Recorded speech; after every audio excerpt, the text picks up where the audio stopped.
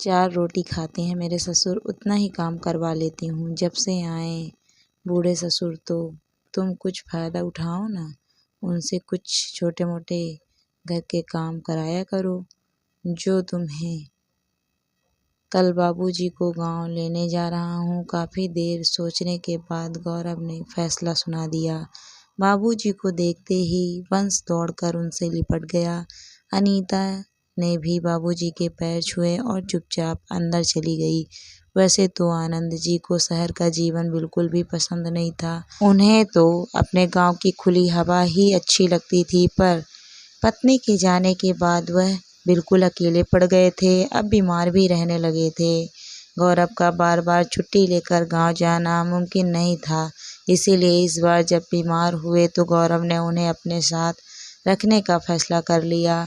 कम से कम सामने रहेंगे तो मन को तसल्ली रहेगी, वरना गांव में तो देखने वाला भी कोई नहीं है। यही सोचकर गौरव उन्हें अपने साथ शहर ले आया। उनके रहने के लिए बाजू वाला एक कमरा जो पहले किराए पर दे रखा था वह खाली कर दिया गया, पर गौरव के इस फैसले से अनीता खुश नहीं थी। बाबूजी के आने से एक तो खर्चा भी बढ़ गया था, दूसरा किराएदार जाने से किराए के पैसे आने भी बंद हो गए थे। ऊपर से अनीता का काम का बोझ भी बढ़ गया था, उसे उनके लिए अलग से फीका खाना बनाना पड़ता है।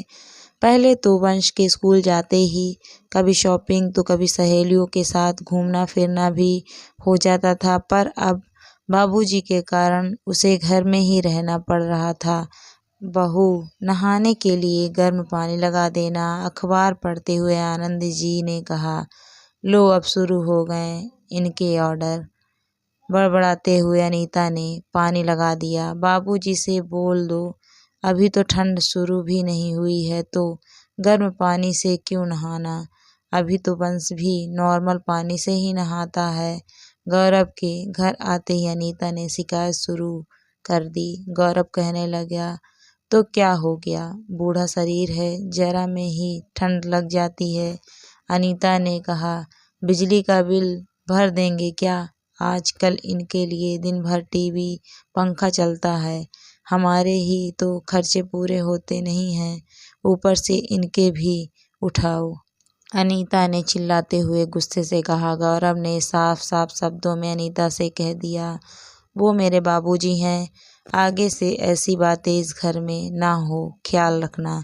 आनंद जी अब स्वस्थ हो चले थे। पोते की मीठी मीठी बातें उनके मन को शीतल कर जाती थी। वंश को भी उनसे बहुत लगाव था। स्कूल से आते ही उनके साथ खेलना और कहानियाँ सुनना उसे बहुत अच्छा लगता था।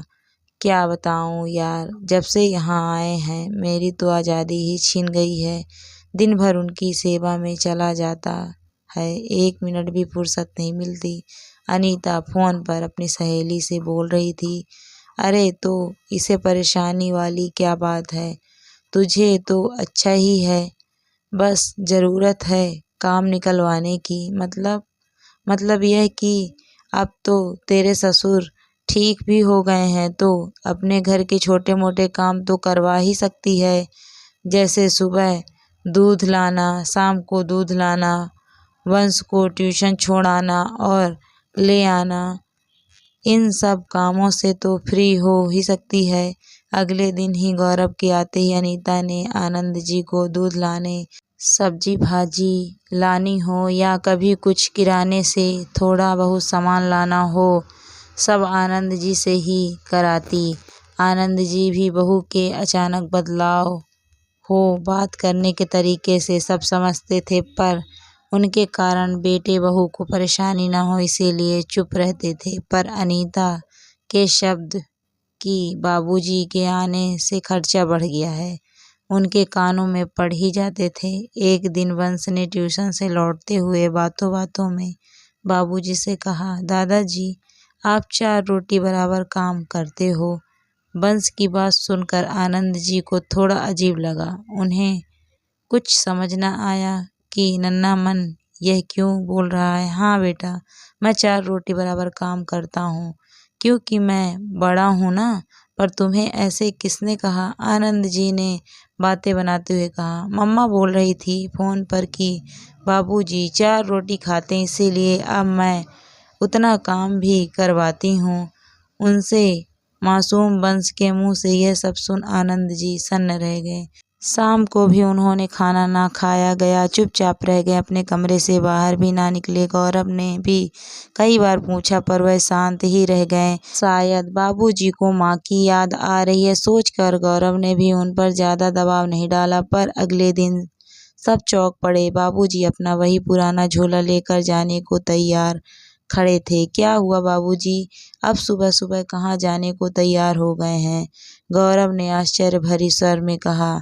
बस बेटा, अब मुझे वापस जाने दो, यहाँ मन नहीं लगता। वहाँ गांव में कम से कम यार दोस्तों और चाय की दुकान पर बुजुर्गों की सभा में दिन गुजर जाता है।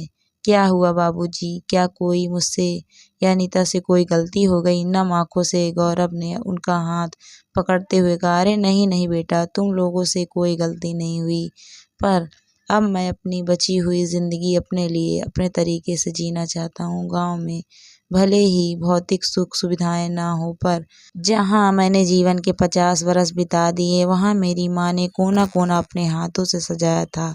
मानसिक सुख सिर्फ और सिर्फ वही मिलता है। यहाँ आकर तुम सबके साथ जितना भी रहा वह पल यादगार है मेरी।